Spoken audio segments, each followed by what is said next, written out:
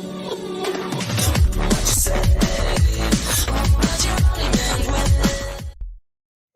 yo what's up bagi teman-teman yang menonton channel ini. Gua harap kalian jangan bosan-bosan lagi ketemu gua. Pada kesempatan kali ini gua mau bahas tentang ikan cupang lagi gitu. Di sini ikan cupang yang gua maksud di sini ini yang pada video sebelumnya kan itu gua bahas tentang burayak cupang yang umur 1 bulan kurang dan umur hampir 2 bulan.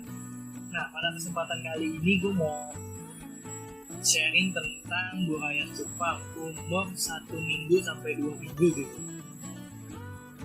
Nah, apa aja sih kesulitan untuk merawat burayak cupang gitu saat umur 1 minggu sampai 2 minggu itu loh. Nah, biasanya itu burayak cupang itu rawan mati gitu di umur segitu. Dan udah mulai aman-aman itu sekitar umur 3 minggu lebih itu udah mulai turun ke kolam pembesaran. Tapi di umur 1 sampai 2 minggu itu benar-benar harus perawatan yang lebih lah gitu. Lebih lagi pokoknya perawatannya itu. Di sini gue bukan bermaksud untuk ngajarin atau apa, tapi gue mau sharing tentang pengalaman gue merawat burayak cupang. Nah, burayak cupang yang gue telorin itu gue breed gitu lah ya. Berarti gue breed ini itu gue mempunyai beberapa pasang ikan Nemo Galaxy. Jenisnya Nemo Galaxy. Umurnya itu untuk jantan itu gue biasanya pakai untuk ngebreed itu umur 4 bulanan. Dan yang untuk betina itu gue umur 3 bulan. Ya masih muda sih. Daripada apa ya, cara breed gue ya umur segitu gitu. Banyak para breeder lain itu pada makainya berbeda dari yang cara yang gue lakuin. Karena apa? Setiap breeder itu punya caranya masing-masing gitu. Jadi kita nggak bisa samain. Tapi dari beberapa breeder itu pasti ada satu aja yang nemu pas gitu loh di tempat kalian, karena kondisi alam dan tempat untuk teman-teman semua kan berbeda gitu. Nah, pada kesempatan kali ini gue contoh nih pakai breednya itu di styrofoam yang ini ya, ini yang ini nih, yang tiga ini gue breed ada 1, 2, 3, 4, 5 ada 5 pasang gue sekali nge-breed. Nah, ini gue pakai styrofoam ini gue bisa beli di online sih. Karena kalau gue beli di tempat dekat pasar di dekat rumah gue itu terlalu mahal gitu harganya. Jadi gue lebih memutuskan untuk di online. Nah, kenapa sih gue memilih di tempat styrofoam ini?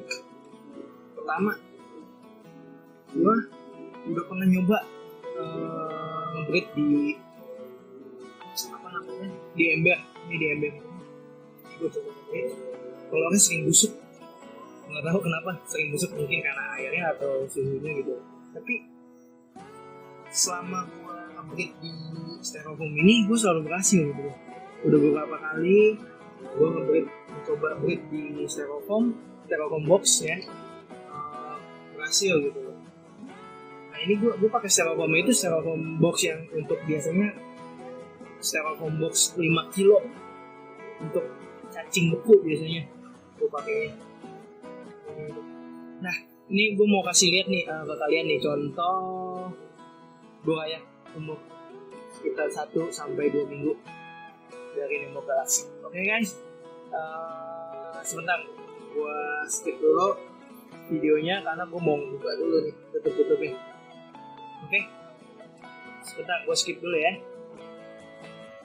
Oke guys, sorry tadi gue skip videonya karena susah untuk membuka styrofoam box ini dengan tangan satu gitu. Jadi gue skip dan buka. Oke, gue langsung aja nih ya ke kayaknya gue tunjukin ke kalian semua yang penasaran gimana sih merawat bayam cupang di umur 1-2 minggu. Oke, gue langsung tunjukin ya guys. Oke, sebentar. Oke guys, ini burayak umur sekitar 1-2 minggu. Kalian bisa lihat di sini masih kecil-kecil banget kan?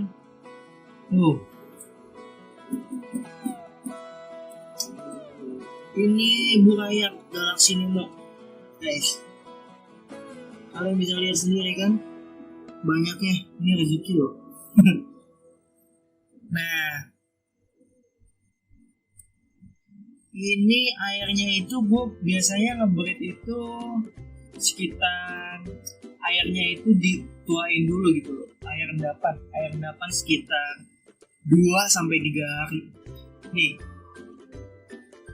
contohnya tuh, kalian bisa lihat sendiri kan, burayak itu banyak guys. Ini di satu wadah ya, kita lihat ke wadah lain.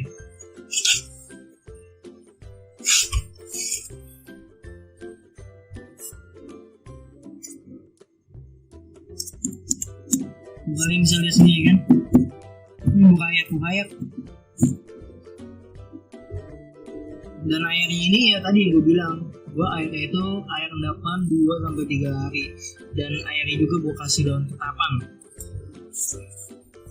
Kuncinya itu di ketuaan airnya. Kalau airnya masih muda, gue jamin telurnya nggak akan netas. Dan kalaupun ada yang netas, itu pun keberlangsungan hidupnya hanya sebentar. Gue jamin itu. Tapi rata-rata jarang yang netas kalau airnya masih muda. Ini burayak Galaxy Nemo juga ya.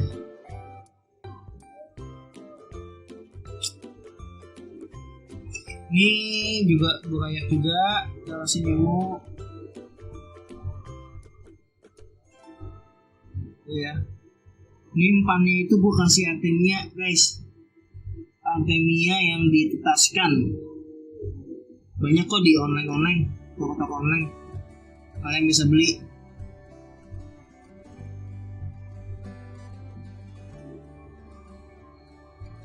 Ini contohnya tuh, banyak kan. Ini wadah yang selanjutnya guys. Ini ada lagi itu.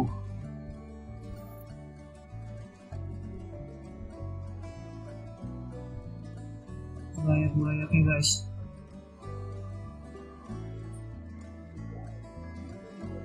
Oke, buat teman-teman nih yang masih penasaran atau bingung,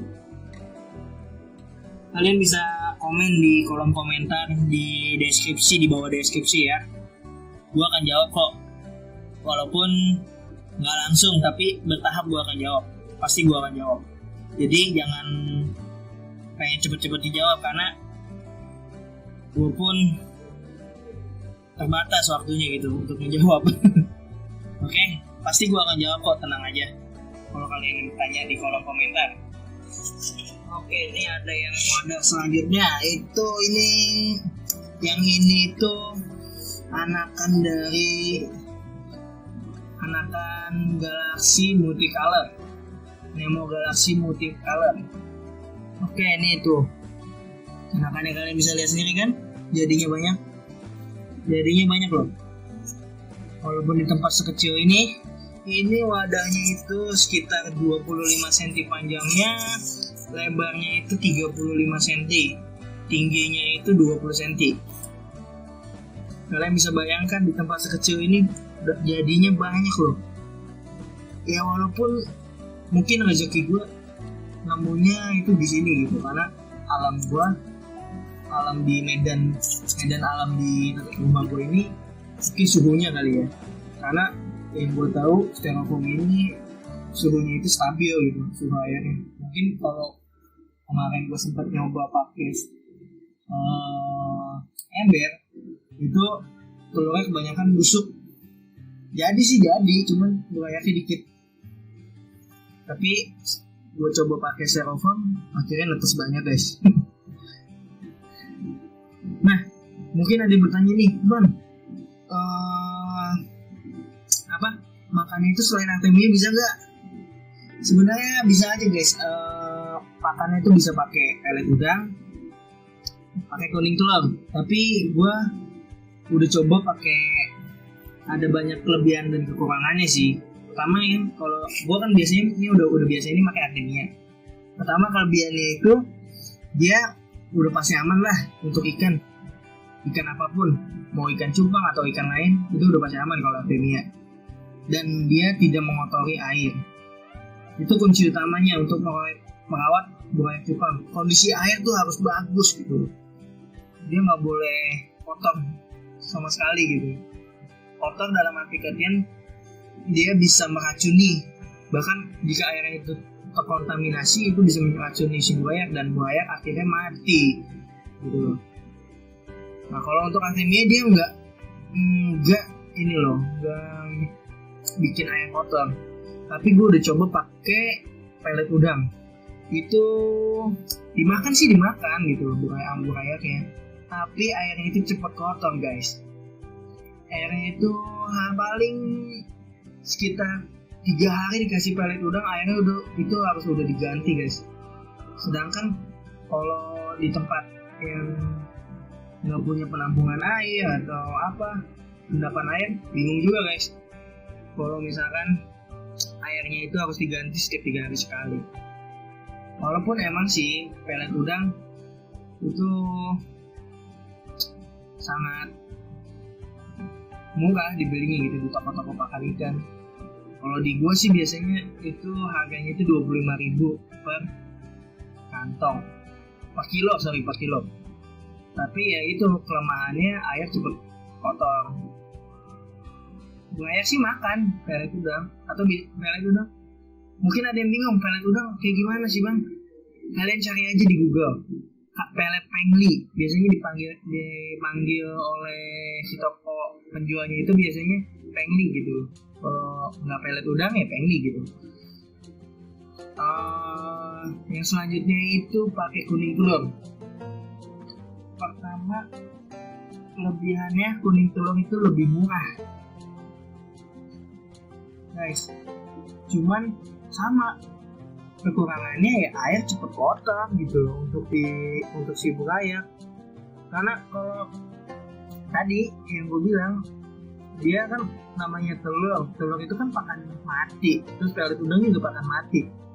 Kalau dimakan sih dimakan, tapi kalau ada sisanya itu tetap aja gitu loh mengotori air dari tempat burayaknya, itu bisa bikin burayak mati gitu. Kalau Artemia kan emang sih harganya lumayan mahal gitu, tapi dengan harga yang cukup mahal tapi burayak ikan cupang hidup ya kan sebanding gitu loh. Kalau burayak banyak dengan harga misal harganya itu 200 lebih misal harga Artemia 200 lebih, tapi burayak cupang bisa hidup sampai 1000 ekor, nah kan lumayan gitu loh. Kalian ininya udah ketutup untuk biaya Artemia dan pakan lainnya gitu. Jadi gue sih lebih menyarankan pakan hidup daripada pakan mati gitu. Pakan mati itu hanya sebagai cadangan aja saat kalian tidak mempunyai pakan hidup. Seperti kalian kehabisan Artemia, ya mau nggak mau kalian harus tetap kasih makan kan si burayaknya. Ya mau nggak mau harus dikasih pelet udang, tapi dengan takaran yang secukupnya aja Sam. Jadi kasih makan itu ya secukup si burayak sampai dia kenyang, jangan banyak-banyak, dikit aja. Tapi itu pun saya nggak menyarankan. Itu hanya untuk keadaan darurat saja. Oke, sama kedua. Tadi pertama gue bilang itu kualitas air itu harus bagus. Itu pertama. Yang kedua itu kalian harus kasih tanaman. Nah, ini kalian tadi sempat melihat kan beberapa tanaman. Di setiap wadah ada tanaman, setiap wadah ada tanaman. Ya kan kalian lihat kan ada tanaman ini hijau-hijau nih. Kalau bisa di setiap wadahnya itu kalian kasih tanaman air. Mau tanamannya sama seperti saya. seperti ini, atau kalian mau pakai tanaman air yang lain nggak apa-apa, yang penting tanaman air gitu. Jadi si burayak itu kenapa sih butuh tanaman? Pertama, dia sebagai tempat bermainnya si burayak, dan dia akan menganggap kalau tanaman itu sebagai taman bermainnya dia gitu. Nah, yang kedua, sebagai penyuplai makanan juga, makanan alami dari si tanaman ini, berupa kayak lumut lah atau binatang kecil yang keluar dari tanaman ini. Bahkan bisa juga yang ketiga itu sebagai penyuplai oksigen untuk si burayaknya. Jadi si burayak ini walaupun dia belum butuh banget oksigen, tapi dia perlu oksigen gitu untuk kualitas airnya gitu. Karena si air ini lama kelamaan kalau tanpa ada tanaman itu oksigennya habis dan si burayak pada akhirnya akan mati gitu. Jadi kalian harus kasih tanaman ini supaya tingkat keberhasilan breed kalian itu berhasil banyak. Seperti yang gua alami ini, lumayan banyak nih burayak-burayaknya. Oke, guys, sampai di sini dulu ya videonya. Mungkin di next video gue akan jelasin cara bagaimana nge-breed ikan cupang. Oke guys, tadi adalah penjelasan gue tentang merawat burayak cupang. Untuk teman-teman yang mau bertanya atau bingung bagaimana sih merawat burayak cupang yang umur 1-2 minggu, bang, gue mati terus atau gimana? Nah ya itu tadi kalian bisa lihat di video sebelumnya, yang kalian bisa balik untuk pencet di scroll ke menit-menit sebelumnya gitu. Jadi di sini gue bukan bermaksud untuk mengajari atau kalian gimana, tapi di sini gue hanya sharing tentang bagaimana gue merawat burayak cupang. Jadi sebagai breeder cupang, gue bukan bermaksud menggurui, tapi kita sharing aja gitu. Karena nggak ada yang namanya semua breeder cupang itu yang jago. Semuanya itu belajar dari nol dan pengalaman. Gitu loh. Karena setiap pengalaman itu sangat berarti gitu loh. Kegagalan itu bukan berarti kalian harus mundur, tapi melalui kegagalan itu kalian bisa sukses karena kalian bisa belajar dari setiap kegagalan. Oke guys, berhubung gue mau umpanin cupang. Oke, sampai ketemu di video selanjutnya. See you next time, dan jangan lupa subscribe, like, dan komen jika kalian ingin bertanya di kolom komentar. Gue akan jawab kok. Oke, see you next time guys. Bye bye.